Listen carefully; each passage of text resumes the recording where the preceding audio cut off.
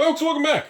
Rudy, post Tales of Aria release. And I guess we're just going to make a straight up video on it because the amount of chatter on Rudy, what happened with the release? Let's go over this. Put some time into this, talked to about 11 other stores, got some feedback, kind of trying to figure out how and why the volatility. It's the most amount of volatility I've seen, percentage-wise, for a new product release for a sealed box between, honestly, Magic, Pokemon, Flesh and Blood. I've never seen a new product release come out and experience the extreme swings in within, we're talking minutes, not even days or weeks, like minutes. Like you could refresh, like TCG Player, you could refresh these individual companies' websites. These stores start putting them on individual websites, and it was nuts. Okay, so let's go over this. First, we need to understand how we got here. Okay, May 1st, 2021, the Monarch set for Flesh and Blood came out.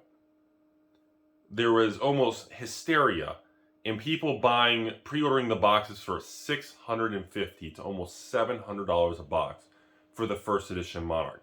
It was out of control insane. I remember thinking, oh my goodness.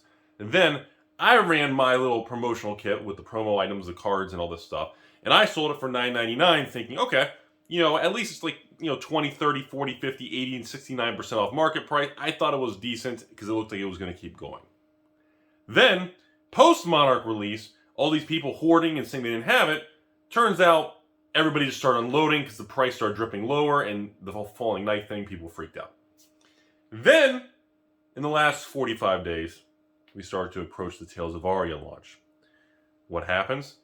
Everybody starts pre-ordering Tales of Aria at around $250, $240, $270, $300 with taxes at some local stores. Everybody starts locking in prices for between that $250 to $300 price point, including shippings and taxes. And I know, keep in mind, folks, that the tax thing is a very controversial thing because many people pay as low as 6% sales tax. Some people pay like 11% sales tax. So that's why I usually try to just say plus tax now for many people, because there's no way to determine what the individual viewer is actually going to pay for the location. And again, there's some stores and websites and it's built in. Some don't charge it. Some have it built in the price. It's a mess. So that's where we're talking about. So anyways, everybody starts pre-ordering, locking in these prices because they're afraid of a run-up like Monarch. Okay? So, as we approach Tales of Aria release in the last couple days here, price starts to drop from $250 to $300 to $200 and becomes stable between $150 and like $170 plus taxes, including shipping usually. So the market actually finds its kind of equilibrium, okay? And I was like, okay, so this looks like where we're going. This is what's going on here. Okay, I'll make a little kit and, the promos and the playmat, we'll put this together and, I don't know, probably like $100 off market price based on the boxes with shipping and taxes being at this point in time. So I organized, I set it all up, get everything ready to roll.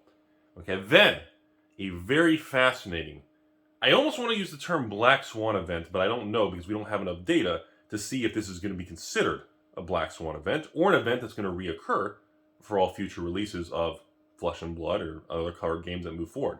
But this is a very, very fascinating learning curve, everybody. So this is what happened.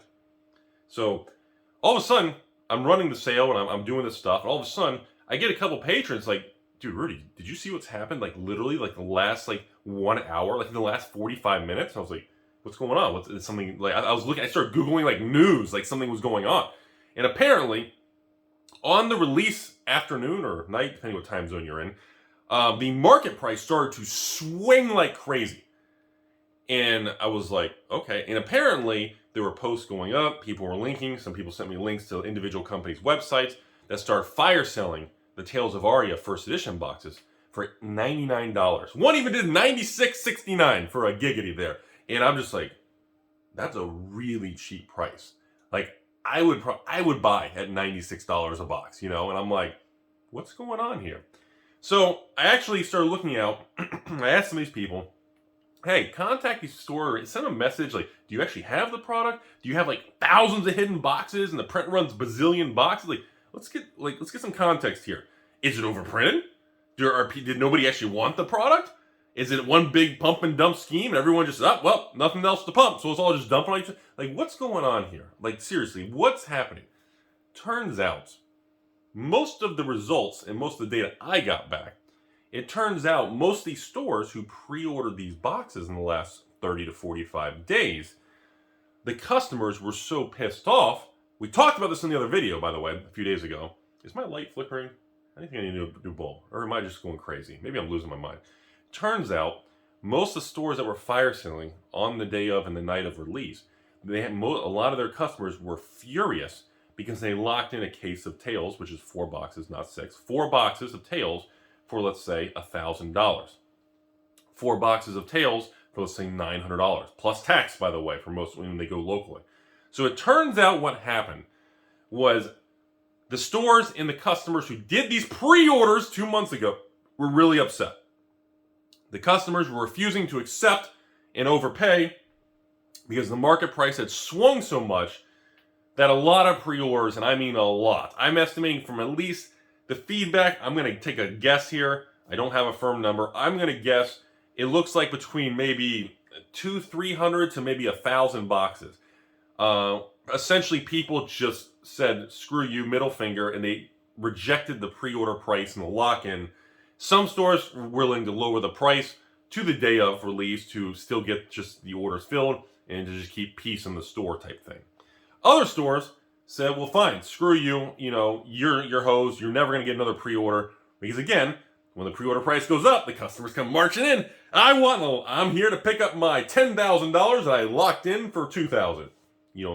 Then when it goes the other direction, now the teeter-totter tilts, customer says, okay, I need to get out of this. I'm locked into losses. I'm freaking out.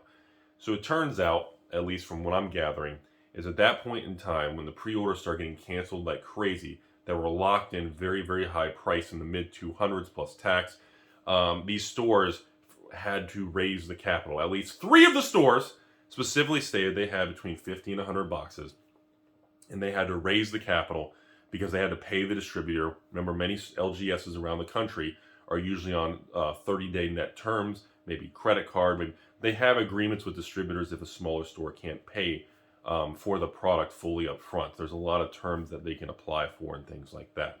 So from what I'm gathering here is it looks like an emotional panic set in when release day came.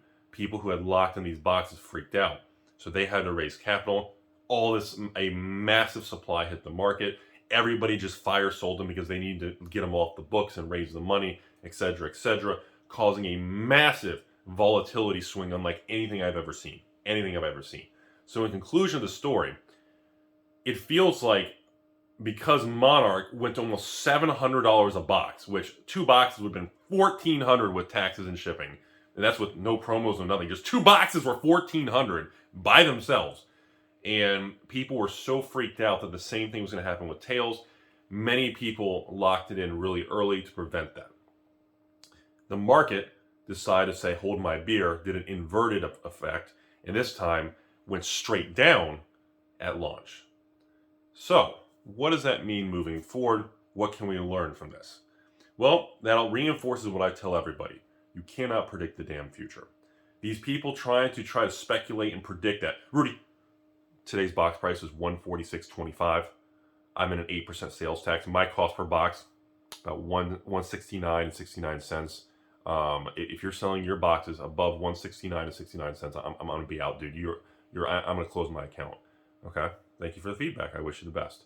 And people get so fixated, and every time you refresh TCG Player or people giving me these links and stores posting, hey, my local store is doing this. I mean, the numbers started I've never seen anything like it. It was a really wild experience.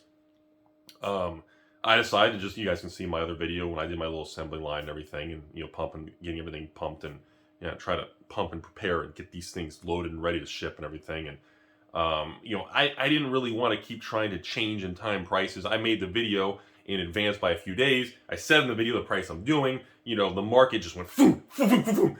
And going from $170 a box with tax and shipping to $96, and then swing back to $110, then back to $105, back to $120. I mean, it's just like, holy smokes, I don't even know what to do. And I just left mine alone. I was like, dude, just let's let it be. Because again, I think Tales is a better product than Monarch. I think it's a more balanced, creative, and again, I'm kind of a little biased to the elemental, like more of the nature, bright colors on the cards anyways, but I think it's a better engineered product than Monarch. I do think Monarch was overpriced when it was going to that $500, $600, $700, $800 a box. Well, not $800, $700 at release. It was just insanity at that point in time, and I think we all acknowledge that. It was crazy. And I think now, Monarch with taxes and shipping for most people, what is it, like $260, $270 plus tax, maybe with $290s out the door for most people. I think around $300 a box is pretty equilibrium balanced right now. It doesn't seem to be tanking or rising. It's just kind of waiting to see what happens, which I think is a very, very good sign, because market stability is always the first sign of you complete that consolidation phase to make a move forward where the market reprices in the future. I like where everything is right now. The Tales thing, I thought it was important to let everybody know what I saw actually happening. And now that it's over with, kind of looking back, trying to figure out why were some of these people doing that? Why did certain stores do, like, what was going on here?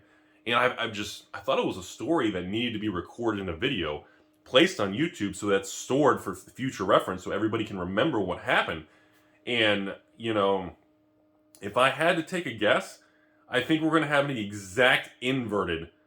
In other words, we're going to have the other leg of the X, okay? In other words, when you take the letter X, Monarch started in essentially the top left, or I guess you guys are backwards when you look at the camera. That started in the corner of the X, and Monarch drifted down and stabilized. Now, Tales seems to be starting at the bottom of the X, and I don't think we're really, because I'm sitting here going, I mean, the price of it, I'm like, can a store just not open or not sell the sealed boxes and just crack them all and just sell the singles if the boxes tank to below $100?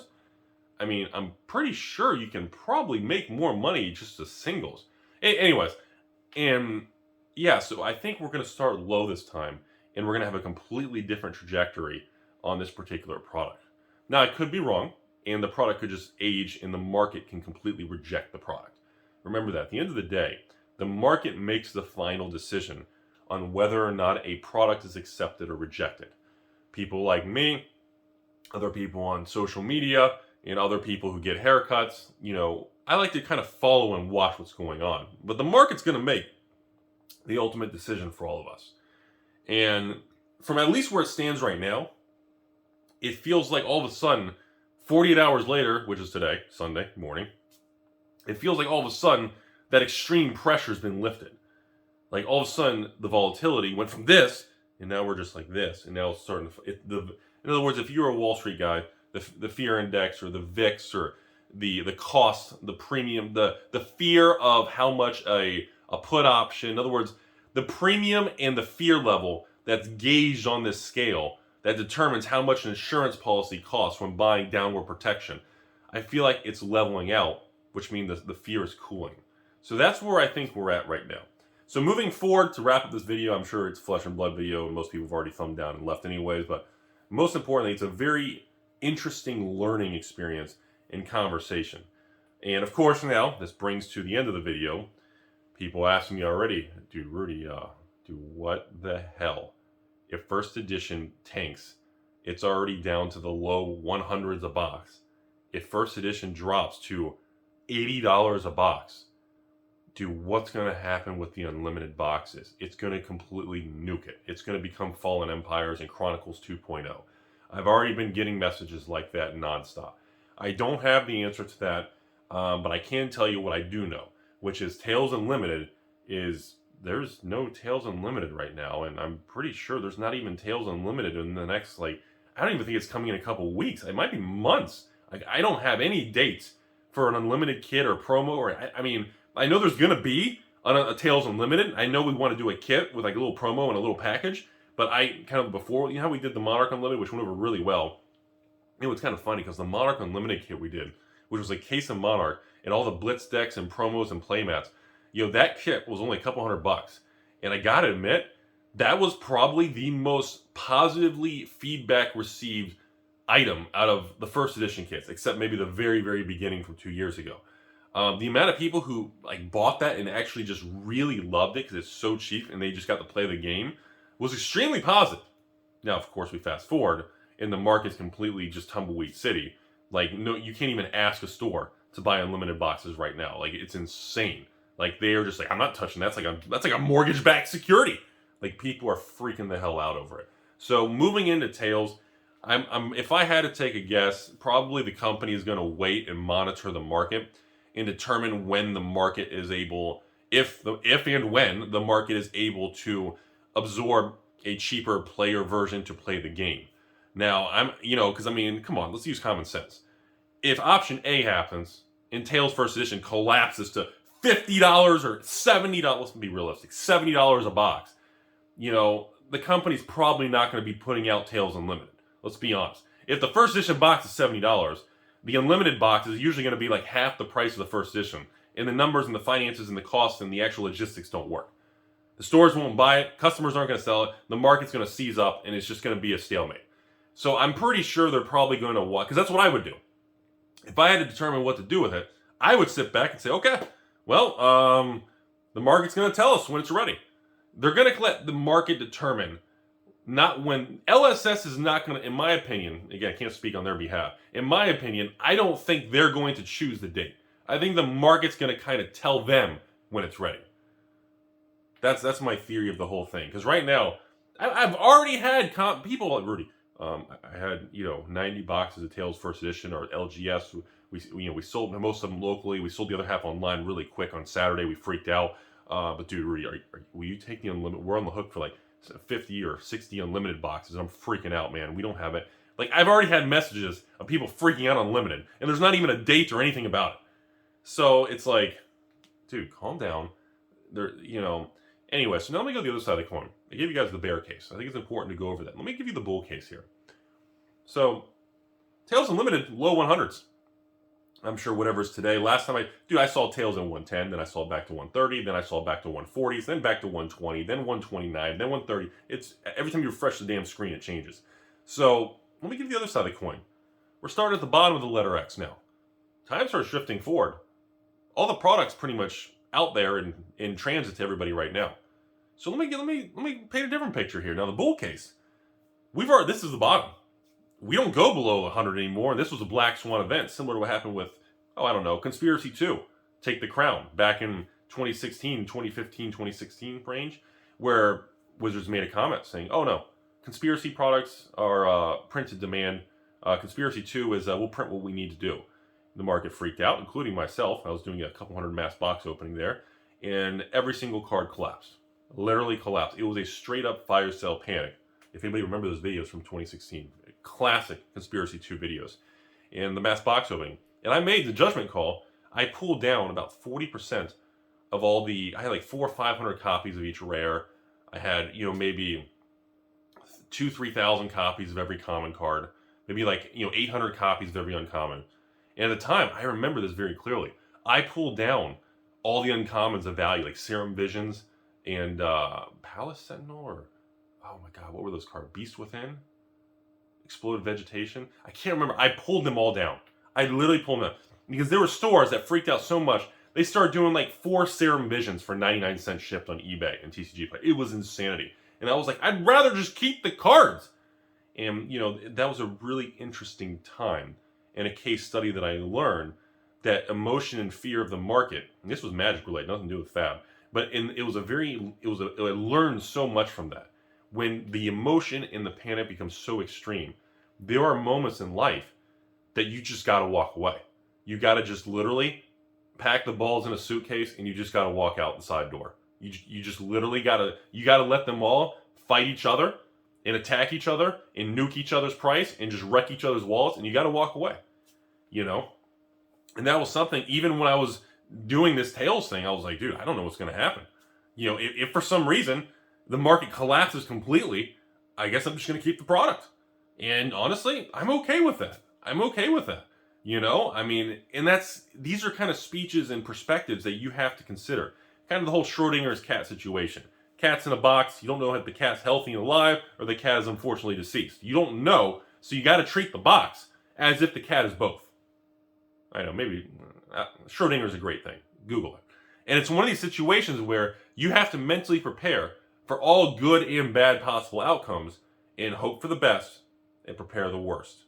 And I hope you all learned something from this video. Doesn't change my attitude towards Monarch, the game, the company, or anything about it. Doesn't change my attitude towards Tales or the future of the game. But as with most things, remember, Magic has, gone bankrupt and died, 15 times in 25, 30 years? And Pokemon's died, 7 times? It's hilarious. You know, the point is, I just want people to know the behind the scenes of what happened. And after I got some feedback and kind of did some digging, it feels like to me the core component of the emotional panic on Friday and Saturday was caused because a lot of people backed out of pre-orders because of this stupid pre-order system that's done months in advance. Prices swung so much, stores panicked, and everybody panicked and wanted to sell at the same time. It was very fascinating. That would be the number one thing I would blame the event on. And I think the other events would be, of course, you know, copycats. When one store sees everybody else dumping theirs, that store freaks out. That employee tells theirs, dude, we got to do something. This could go to zero. It creates this, you know, kind of that boulder rolling momentum effect. And we've seen this a lot. You know, I've seen it with the reserve list crash of 2018. We saw it in the March, April, May of 2020 during the old virus thing, where everybody just shut down, said, no, nobody, dude, we can't spend our money on vintage Magic cards right now. This stuff, we don't know how far this thing can fall. You see these moments in time. And I guess the funny thing about all these moments in time, when I look back on the timeline, is historically, those were the moments that the most amount of wealth was created and the most amount of wealth was transferred. That's always the key takeaway that I remember from all these events, from Y2K, 2001, 2008, the SNL crash of the 80s, the 2020 situation, the bear market, the reserve list in 09, 2018, 2017, of course, the reserve list, you know, the first second quarter of 2020. And the takeaway of it is things always work out fine. The companies navigate it, they do what they have to do, and the market recalibrates. And it creates a lot of regrets and fears of people making wrong choices. So at least now we got a video, we know what happens, it'll be on YouTube forever, and comment section should be interesting. Have a great day, folks.